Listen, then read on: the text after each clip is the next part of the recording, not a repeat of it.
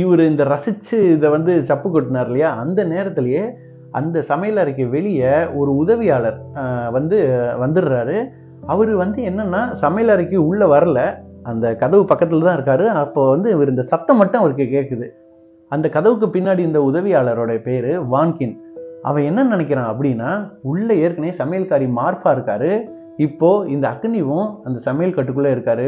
ஒருவேளை அந்த மார்பாவை விரும்பி அக்னிவ் அவளுக்கு முத்தம் கொடுத்துருப்பாரோ, அதனோட சத்தம் தான் இதுவோ அப்படின்னு அவன் நினச்சிக்கிட்டு டக்குன்னு சமையல் அறைக்குள்ள வந்து, என்ன பலமான முத்தமா இருக்கே, ரொம்ப சந்தோஷமா இருக்க போல அக்னிவ், நல்லாரு நல்லாரு அப்படின்னு சொன்னோன்னே இவனுக்கு முகமே மாறி வெளுத்து போயிடுது.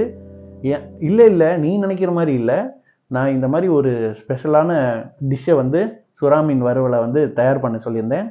அதை நான் பார்த்த உடனேயுமே எனக்கு எச்சி ஊறி நான் அந்த மாதிரியான ஒரு சத்தத்தை எழுப்பினேன். நீ நினைக்கிற மாதிரிலாம்